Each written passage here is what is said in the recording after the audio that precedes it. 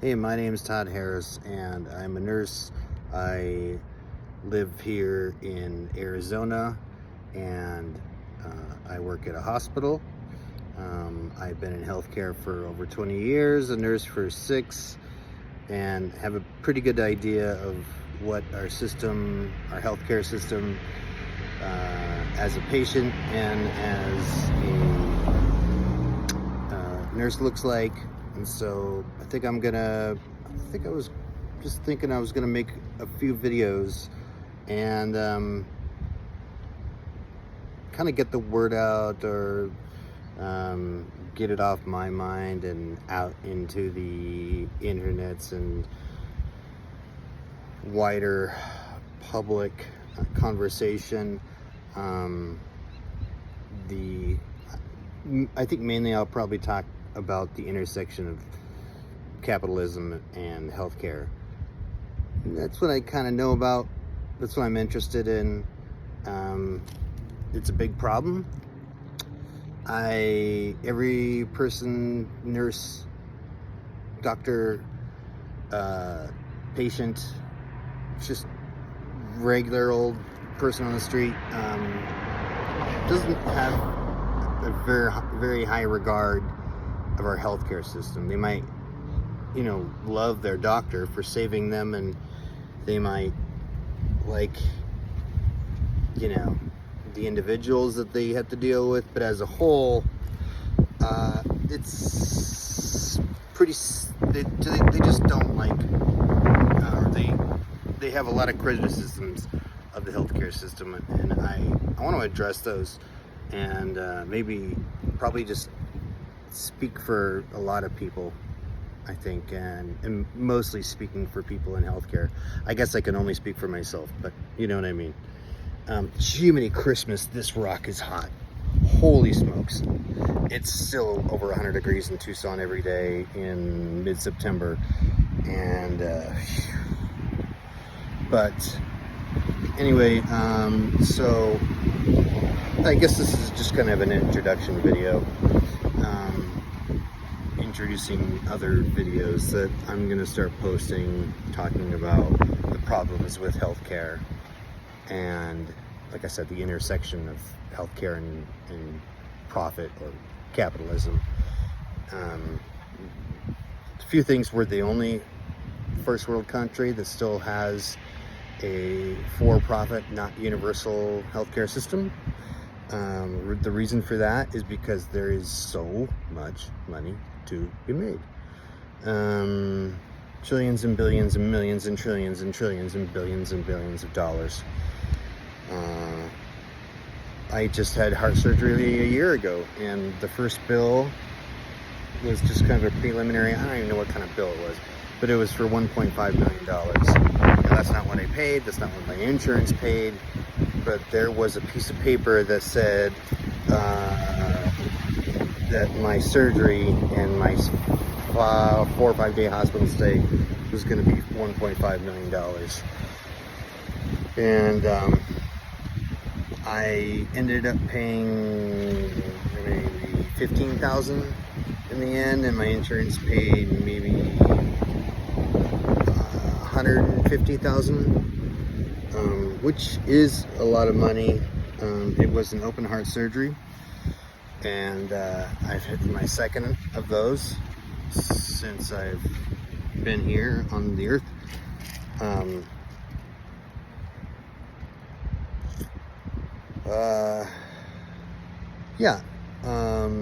As a nurse, I witnessed a lot of things. I've witnessed a lot of people that have to go through or navigate our healthcare system, and it's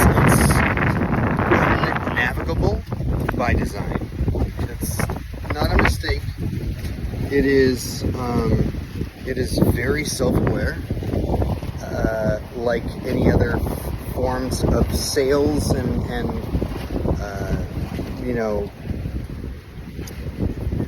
goods and services being sold. It's all very well thought out, even though it seems chaotic and you can never get the right person on the phone. You can never seem to get a straight answer. Your bill changes every day of the week for your hospital bills and your checkups and everything else. And that is all by design. There's no mistake.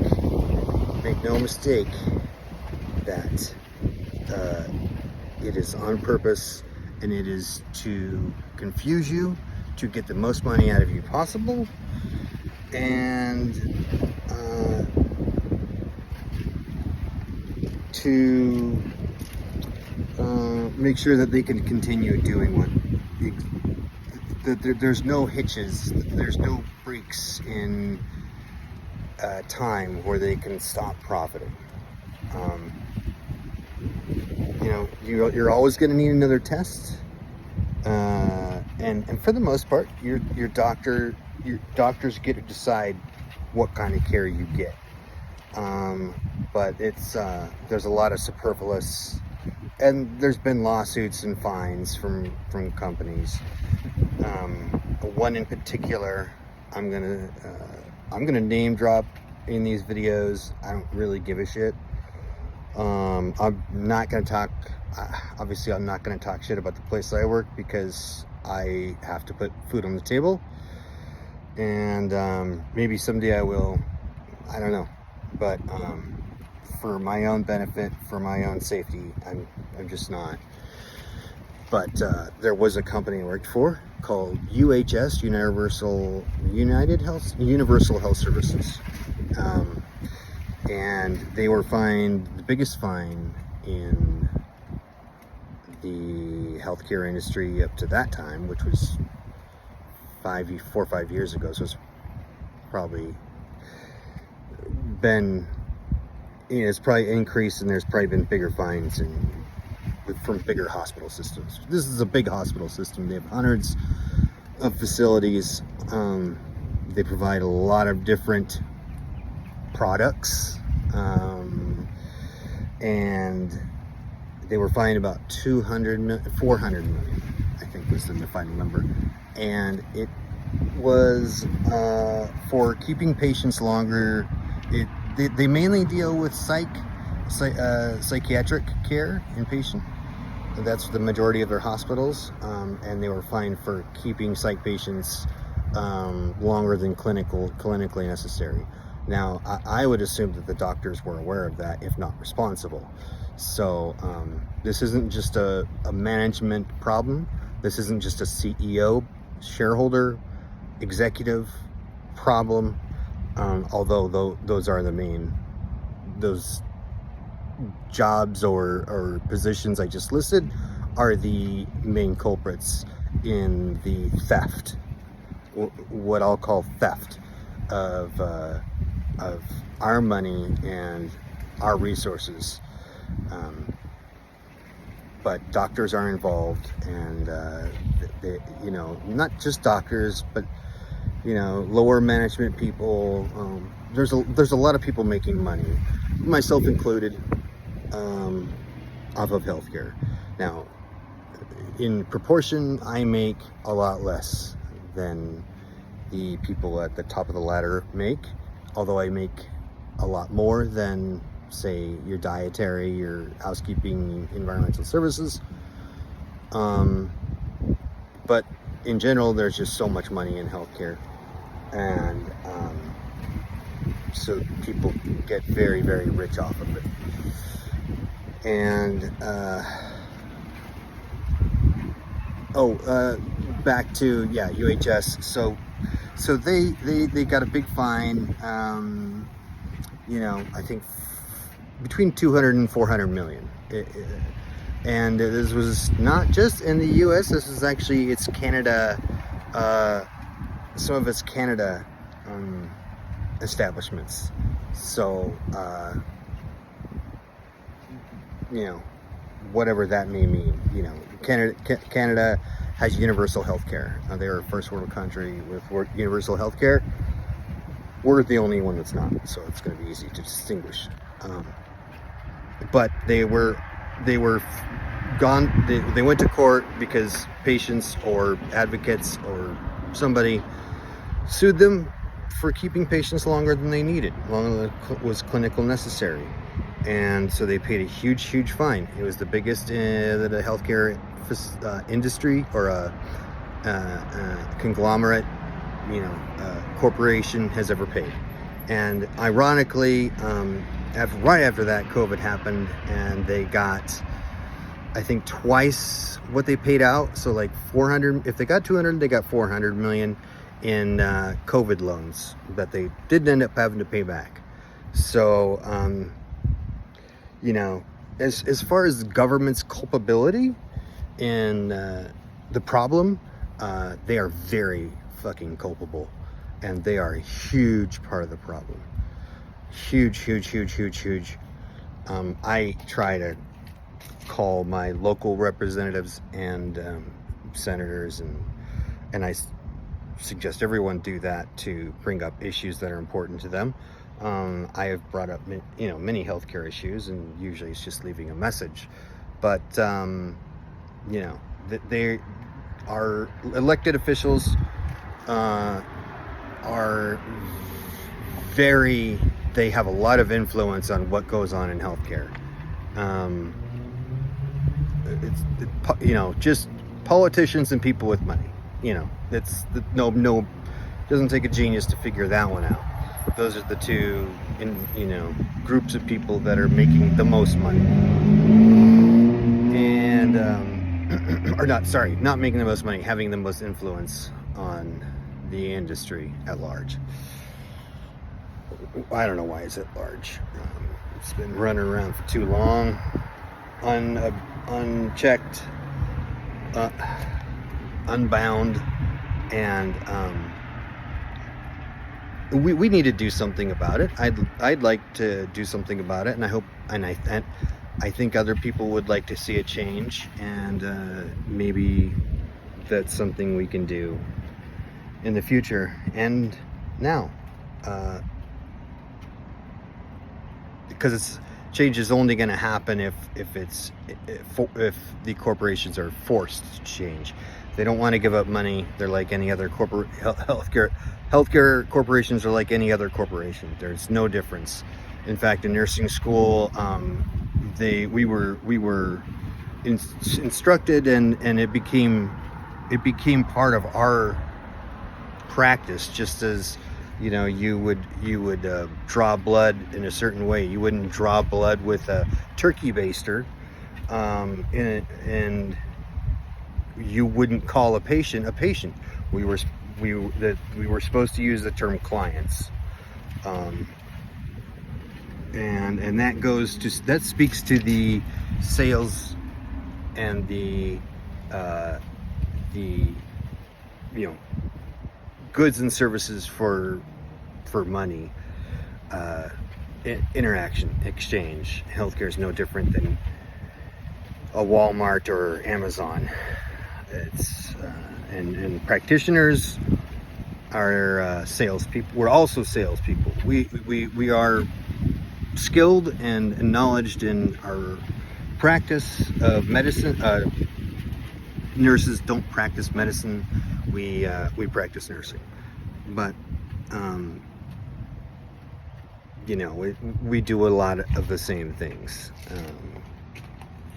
that doctors do. Not nearly as much as responsibility wise, but we work under our own license. We don't work under a doctor's license. I don't know if it used to be that way. I don't know if it's changed, but it is that way now. And so that was my second sidetrack on UHS.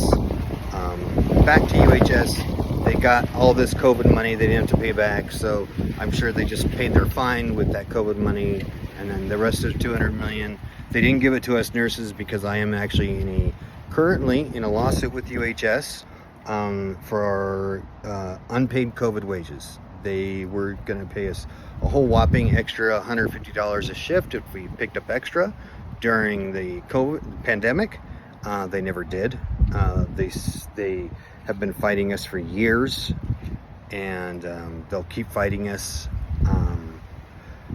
and they've spent millions, if not hundreds of thousands, on lawyers, and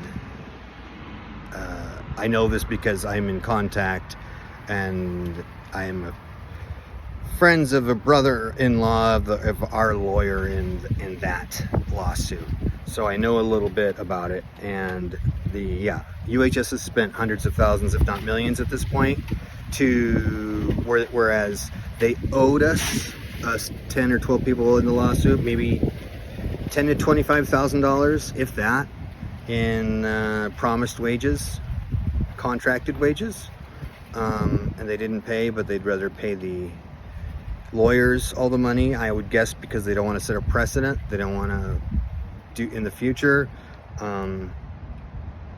Maybe this is the one time that the healthcare systems are looking forward more than just for in the 3 month to 6 month range, because that's the standard as far as their setting of goals and their future. It's just they really like to live in the moment, and that means I say that because it doesn't seem like they have any long-term plans to fix any of the problems that you and I see. There's a lot of problems, and they don't have a fucking clue how to fix them, because all they know is how to make money. That's all that any for-profit corporation knows how to do, is they know how to make money. And so I guess I'll end this video now. I do want to say there's a couple fans that I've got on the side of the road that we need to get rid of. We just pulled them out of our house. If anybody wants them, Tucson area, come and get them. First come, first serve. You can figure out where we're at just by probably looking at any real Tucson can figure out where we're at. Come get those damn fans. Take them off my hand. Not trying to run, but I did just see it time. We'll post more videos talking shit about healthcare and maybe educating some people. Probably is more likely just going to be me venting, because it's just very stressful working in healthcare, unless you're making a bunch of money, I would imagine, which I don't, and most nurses don't. We get by and we make a living, and that's about it. We get paid a little more than teachers do, so at least there's that. But yeah, I'm gonna make more videos talking about what I know and what I see that are the problems in healthcare. And I hope that by doing that, some people might get to know some things that they didn't know before watching, just in terms of what's best for them, because our healthcare system is not best for anyone. And that's not to say that you shouldn't go have your spleen removed if your doctor tells you to, because you probably should.